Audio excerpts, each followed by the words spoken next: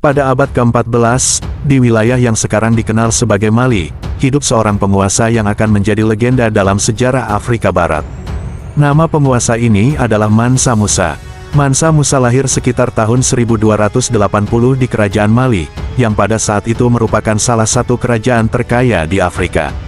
Ia adalah cucu dari Sundiata Keita, pendiri Kerajaan Mali, dan merupakan keturunan bangsawan yang terhormat.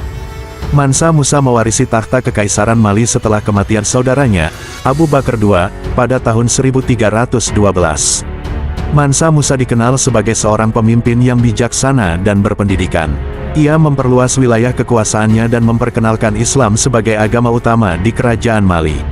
Selain itu, ia juga mendukung seni, budaya, dan pendidikan, mendirikan sekolah dan perpustakaan yang menjadi pusat pembelajaran Islam di Afrika Barat.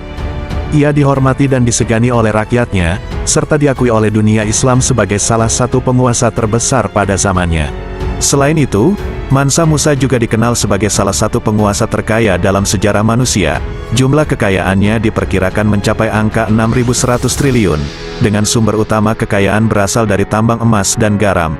Pada saat itu, Mali adalah salah satu produsen emas terbesar di dunia. Emas menjadi mata uang utama dalam perdagangan di wilayah tersebut, dan Kerajaan Mali mengendalikan sumber daya ini dengan ketat. Mansa Musa menguasai tambang-tambang emas yang menghasilkan emas dengan jumlah yang luar biasa banyak, sehingga membuatnya menjadi salah satu individu terkaya dalam sejarah. Selain emas, garam juga merupakan komoditas berharga yang berkontribusi besar terhadap kekayaan Mali. Garam adalah barang penting dalam perdagangan pada masa itu karena digunakan untuk mengawetkan makanan dan penting untuk kesehatan manusia. Mali mengendalikan tambang garam di wilayah Gurun Sahara, yang menjadi sumber garam yang sangat dicari dalam perdagangan trans-Saharan.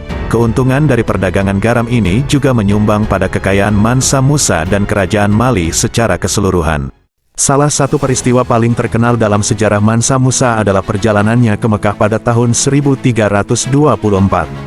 Ini adalah perjalanan haji yang dilakukan oleh Mansa Musa bersama ribuan pengikutnya. Raja Mali membawa serta sejumlah besar harta kekayaan dalam bentuk emas, permata, dan barang berharga lainnya. Perjalanan Mansa Musa menuju Mekah memakan waktu berbulan-bulan dan mengakibatkan sejumlah besar uang emas Mali mengalir ke kota-kota dan pasar yang ia lewati. Mansa Musa memberikan sumbangan besar kepada masjid, ulama, dan masyarakat setempat di sepanjang perjalanan, meninggalkan jejaknya di sepanjang jalan. Keberlimpahan emas yang ia bawa ke Mekah menghebohkan dunia Islam dan Eropa. Ia dikenal memberikan bantuan kepada berbagai institusi keagamaan di wilayah yang ia kunjungi.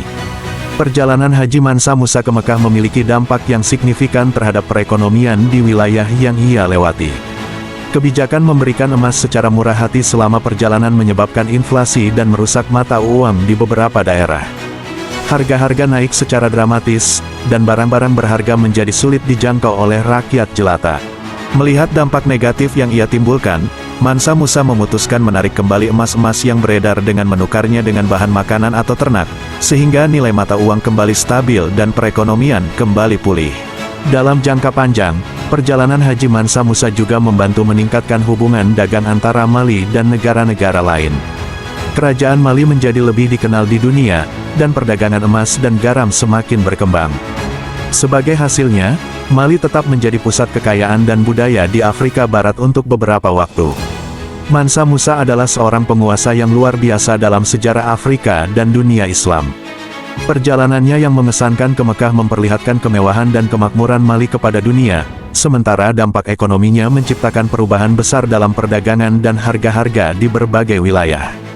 Namun, apa yang paling diingat dari Mansa Musa adalah warisannya dalam memajukan seni, budaya, dan pendidikan di Mali, serta kontribusinya terhadap perkembangan Islam di Afrika Barat. Like, komen, dan share jika kamu suka cerita-cerita seperti ini, dan sampai jumpa di video berikutnya.